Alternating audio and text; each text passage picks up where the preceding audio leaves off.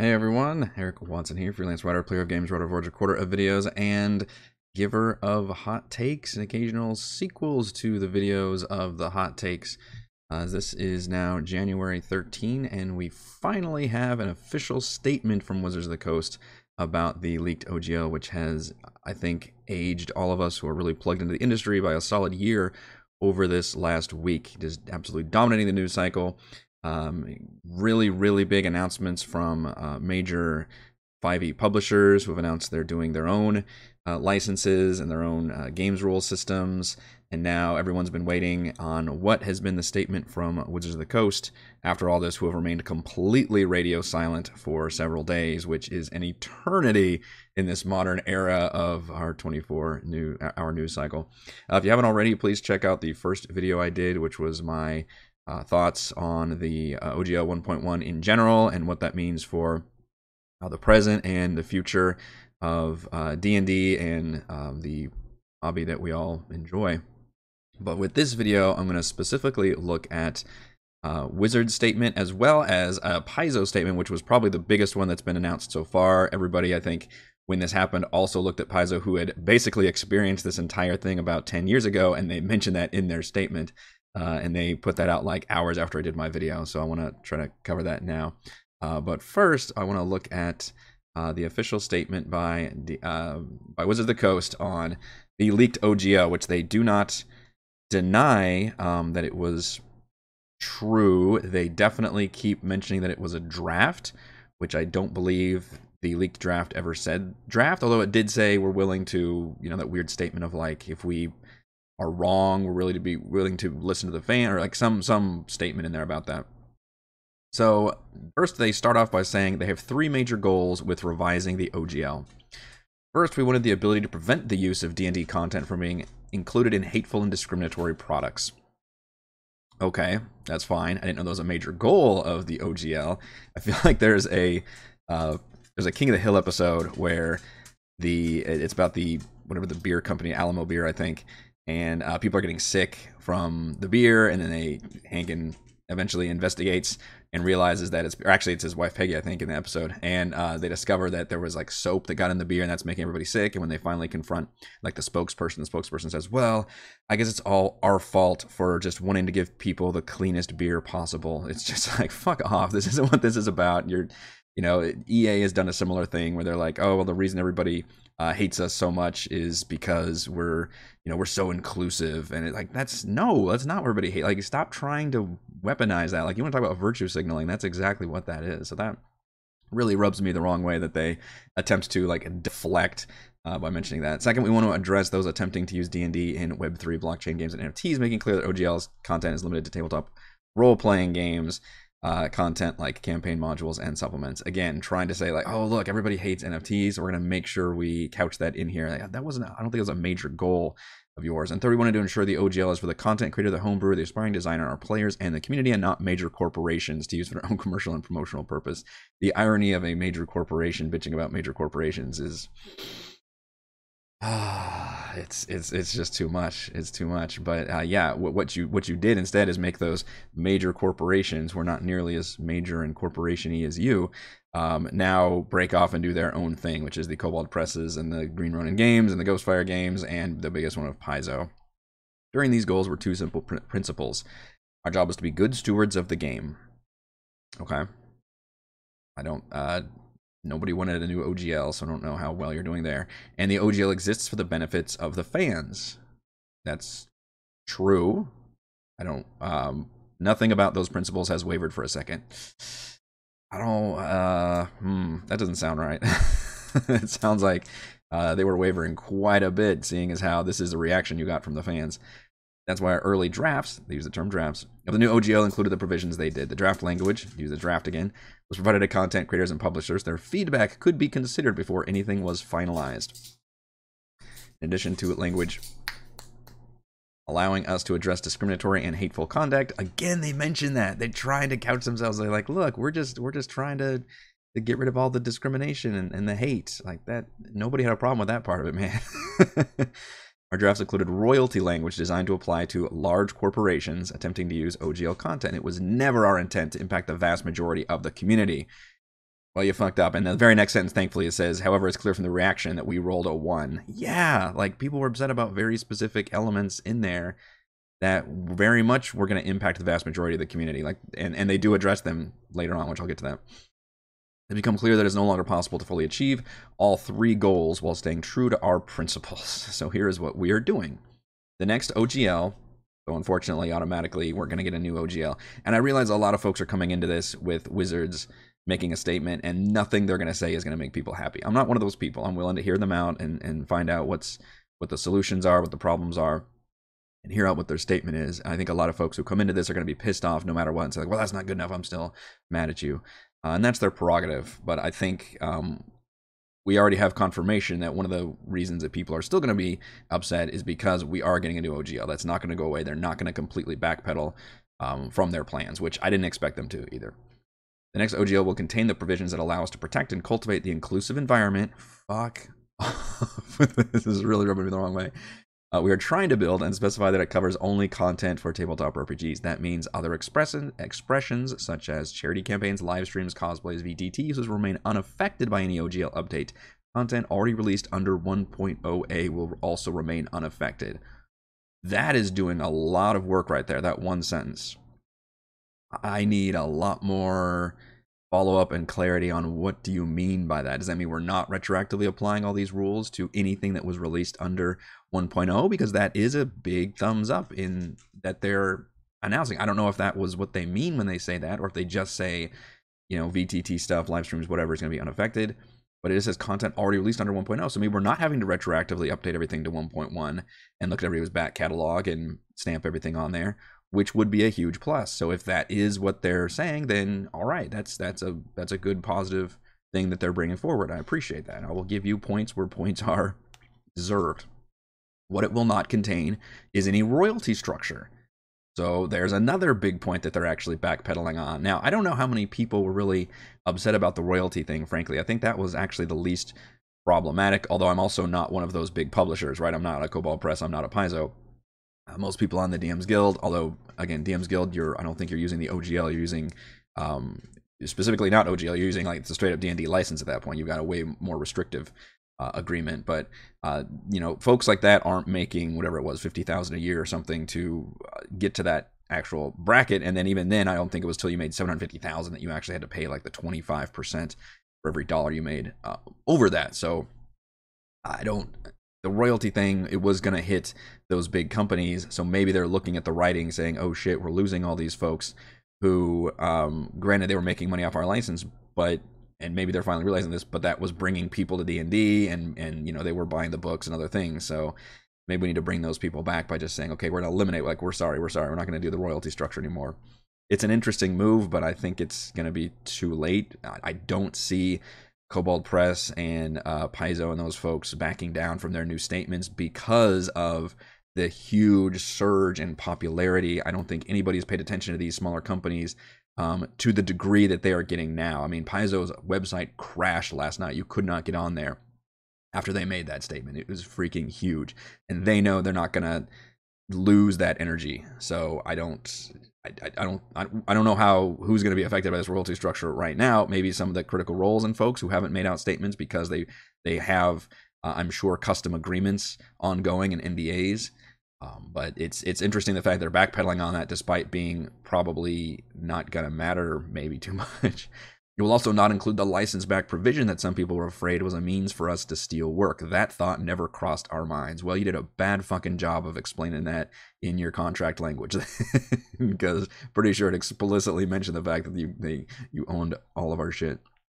Under any new OGL, you will own the content you create. We won't. Any language you put down will be crystal clear and unequivocal on that point. The license back language was intended to protect us and our partners from creators who incorrectly allege that we steal their work simply because of coincidental similarities. There are ways to do that, though. I mean, every single movie has like, hey, you know, any likenesses of real world people or anything is purely coincidental. Like, you can make legalese without saying we're going to own anything, you know, just in case as a license back means of protecting ourselves. So it's, yeah, so they fucked up here. They're at least saying they fucked up, but they're pretending that they're stupid about it, I guess. As we continue to invest in the game that we love and move forward to partnership in film, television, and digital games, I didn't even mention, by the way, on my last video, how they canceled several games that were in development. Video games, I mean. Hasbro is a fucking toy company. Why are we not seeing D&D toys? Like, more, like, that's where you should be making your money. Stop trying to over monetize the D&D third-party supplements, and instead, good lord, like, create, first of all, the fact that they haven't created a Steam-like workshop for a VTT is bananas. Like, just like basically what Roll20 is, but make it so it's all D&D. People can make their own shit, put it on there, and you buy it, and it instantly like slides in there. I mean, just, you could be a big competitor to Roll20 at that point. That's just for the digital space. But then for like games, I mean, give us like toys and more board games and fucking video games, man. There's so many different video games you could make. They canceled so many. We only have like Baldur's Gate 3, I think, now that we're looking forward to. And so many people would kill for a Neverwinter Nights that was like a 3D, like, or isometric, whatever, video game with, you could have like a DM, and it followed the rules system, and it was online integrated and just amazing support. You could charge a subscription fee for that if it was very well done and you included like content with the subscriptions, or make it like a piecemeal where it's like, all right, you don't have to subscribe, but you can, here's the marketplace where you can purchase our things, but you're playing digital characters and you can dress your people.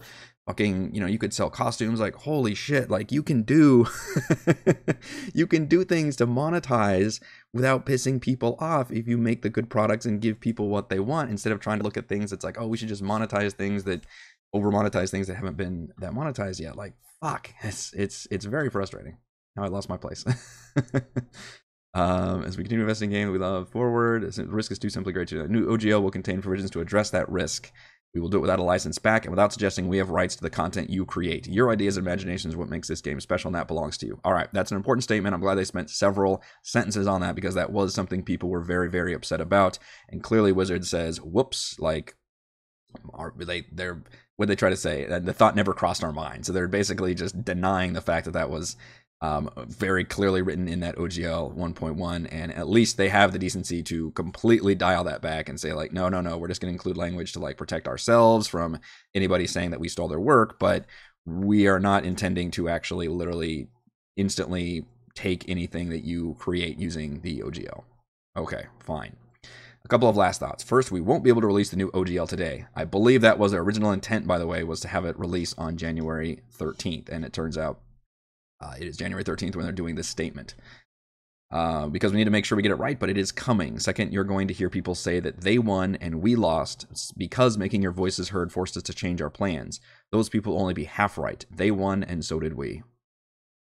Man, I know I'm not a corporate spokesperson, but holy shit. In this, you need to read the room. You need to be as contrite as possible. I get that you don't want to admit faults in every single way, and you can phrase the language like, hey, here's how we're gonna fix things, versus holy shit, we're so sorry, we fucked up.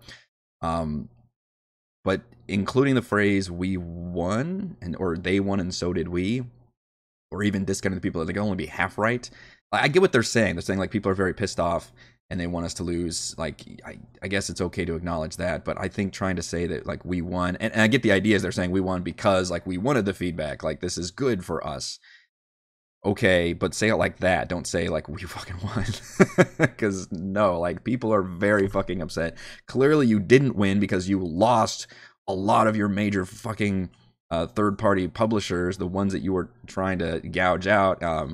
They did not blink, or they did blink. I forget what the phrase is, where they're not accepting it. They're instead picking up their stuff and leaving and doing their own thing. So clearly you didn't fucking win. You fucked up big time.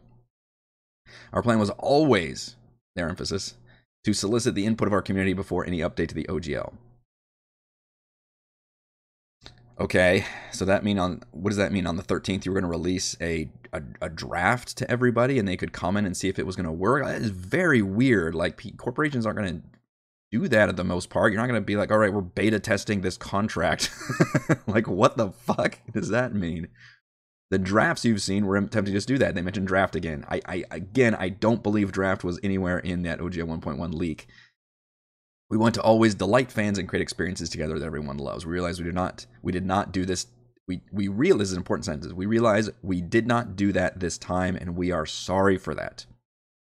Wow, we got an actual apology. I did not expect we would get that. I just mentioned the fact that corporations, maybe kind of like if you get in a car accident, even if it's your fault, you don't want to admit fault, you know, just for legal reasons, at least right then and there. So I was actually pretty shocked that they said that. They had that sentence. We are very sorry for that. All right, that's good. It's a shame it took us till the very final paragraph in this statement to get to that point, and you already irked me several times by the language earlier, but I'm glad that they at least acted contrite here. Our goal was to get exactly the type of feedback on which provisions worked and which did not, which we ultimately got from you. Yeah, you did.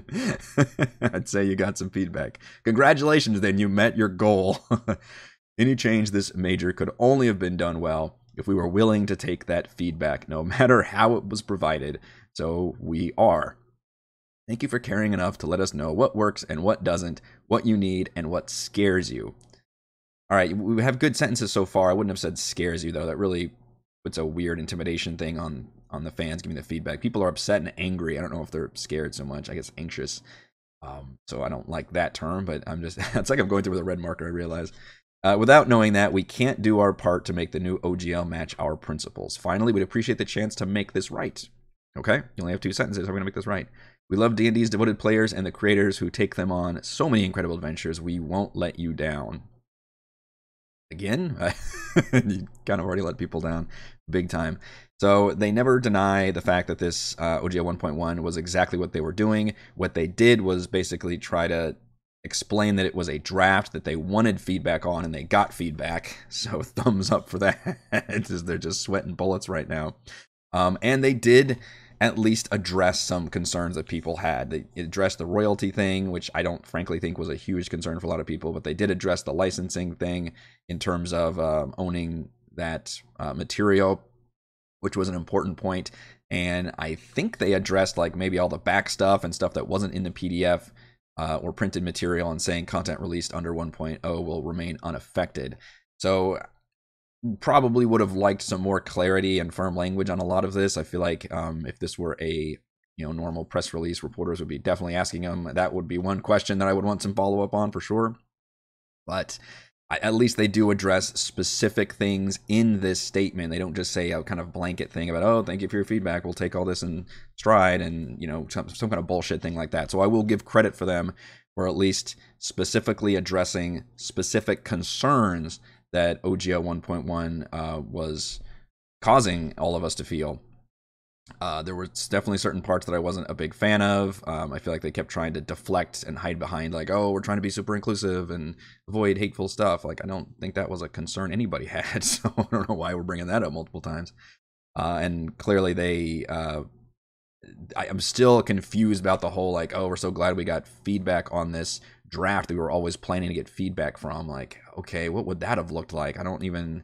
Were you really going to plan on releasing 1.1 OGL as like a beta draft saying, hey, please give us this feedback? And then we basically would have just gotten the same thing we got now, except it would have been confirmed by Wizards. So maybe things would have started a little faster versus everybody waiting to see if Wizards had any official statement on the actual leak. So I'm interested to hear your thoughts on what you think about their official statement and how you took it, what you wanted to see, what you didn't end up seeing.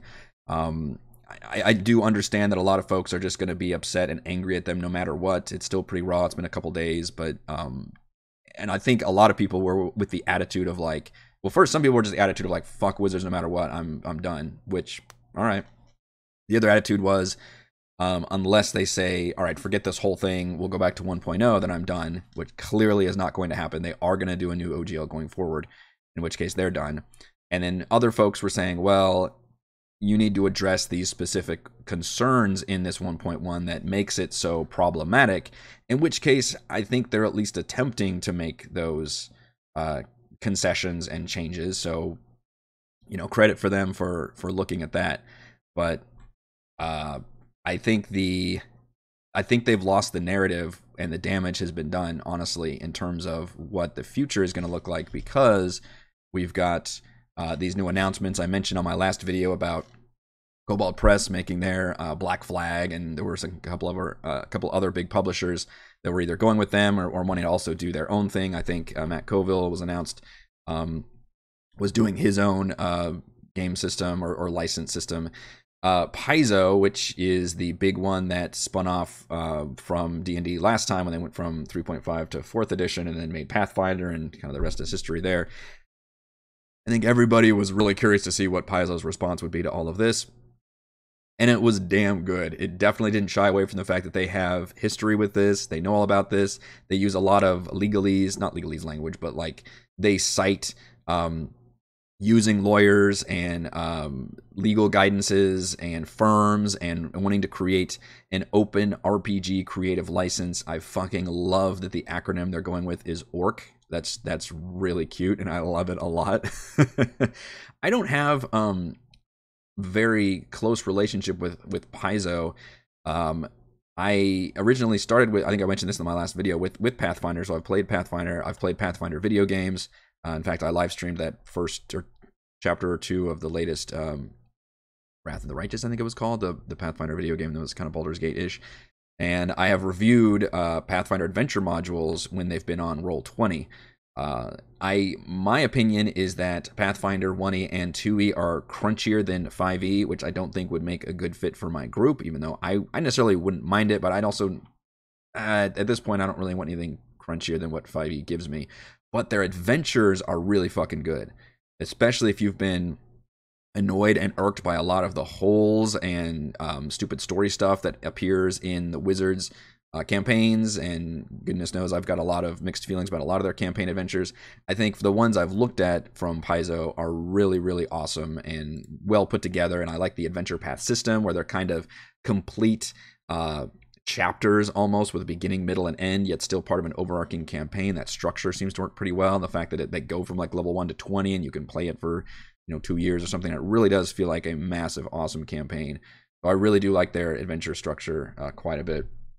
This open RPG creative license even mentions the fact that we built system agnostic for independent game publishers under the legal guidance of Azora law. So system agnostic means you can use it for different mechanics. It's not even necessarily, because again, you can't copyright game mechanics. So they're just saying this allows you to create content for anything using this license. So they'll clearly try and have a base model, I would assume, of a 5e like.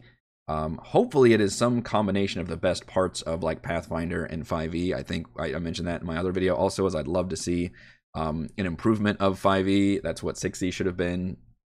Will people climb on to 6th edition, or is this firestorm that has been created, shout out to Chris, that's his nickname online, will that cause a lot of the community to move over to using these other game systems? Will all these other games, with Black Flag and Paizo, all try to use a singular system, or will they just all try to use their own slightly bespoke systems but still use this same license?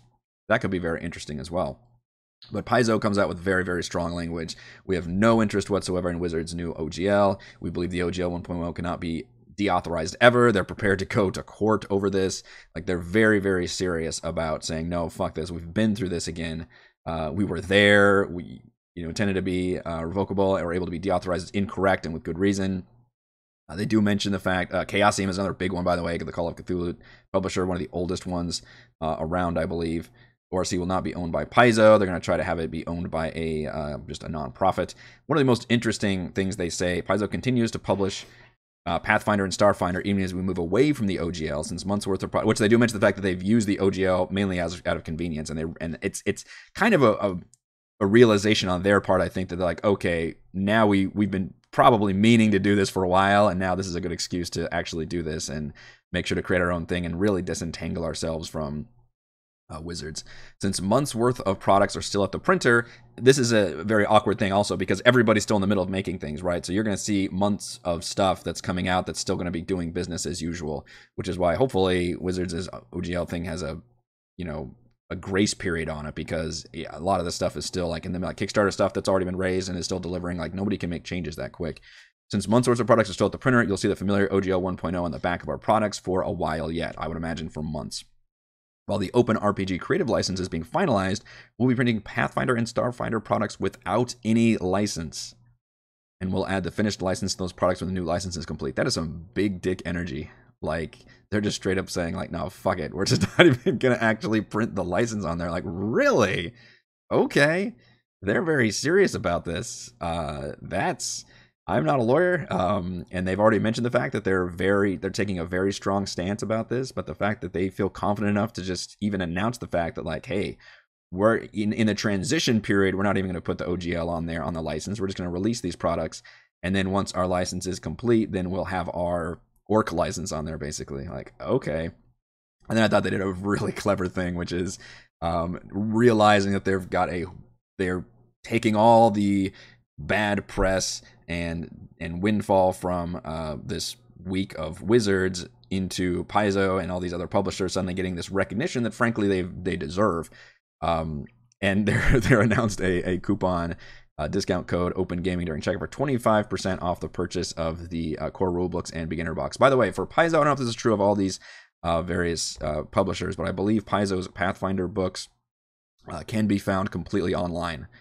So you're just buying, physical books obviously cost money, and then their adventure stuff is all purchasable. So that's a really interesting model, I think, because technically you don't need the adventure stuff to run a game, right? You just need the rule books. They're saying, hey, here's the fucking rule books. Let's get them sucked in, and then if we'll just make content. If it's good enough, people will buy it, and that's true, and it's really always been true. That's the capitalism that I think we can all appreciate. Is like, make me want to give you my money. Don't just try and fucking take my money. I think that's really what this all comes down to. So I really appreciate that business model. We'll be there at your side. You can count us not to go back on our word forever. Paizo Inc. Pretty cool. So maybe I need to start covering more Paizo stuff. I'm still, I will say, not too keen on the Pathfinder rules system. For my group specifically, I think a lot of groups who have more D&D knowledge and are more hardcore gamers, I think you can find a lot to love in there.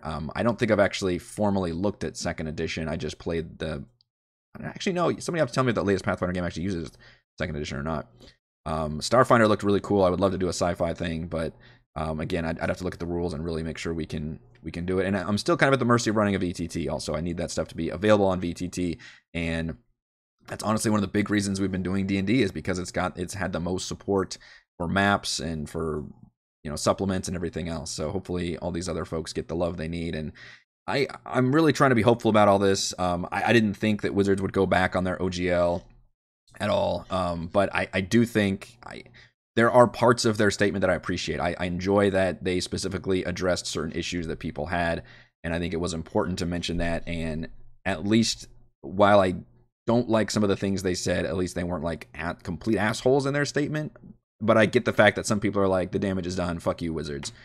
All right, fine. I'm not one of those people. I don't know personally where the future stuff lies with me and my group in terms of the systems we'll be using. Hopefully you all will stick with us regardless of what we end up choosing. I plan on still, as I mentioned in the last video, promoting and supporting third-party creators. So a lot of what I'll be looking at is what they decide to go do. And I've been, supporting people that have not done the DM. A lot of people, especially once they make a real name for themselves, leave the DMs Guild because taking 50% of your profits and go to things like Kickstarter or their own websites and sell the stuff there using the OGL, because they've gained an amount of success. And then for Wizards to turn around and kind of clamp down on that was, I think, really disheartening and felt like a betrayal for a lot of folks. So I'll be seeing what their response is there. And so far, it's still been a lot of vitriol for Wizards of the Coast. So, but the good news is, I think a lot of these third-party publishers are starting to get noticed. If you haven't before, I definitely recommend checking them out. And Paizo, has a good bunch of links down here. Check them out: Cobalt Press, Green Ronin, Legendary Games, Roll for Combat, Rogue, Genius Games, and other publishers. Definitely check all those folks out. I will be trying to pay more attention to those and definitely promoting their work. And it's been a hell of a week in tabletop RPG land. Hopefully things can quiet down a little bit, while still, I definitely don't want people to just accept everything and shut up. I think it is important to be loud about this. A big part of it is people canceling their D&D Beyond subscriptions, for example. I don't actually have one because I've just used Roll20 for all my stuff, but I do think that that's putting your money where your mouth is, and that's something that, you know, ultimately what a lot of corporations are going to understand, which is why you should deny, you know, giving money to people that you don't support, and support people with your wallet.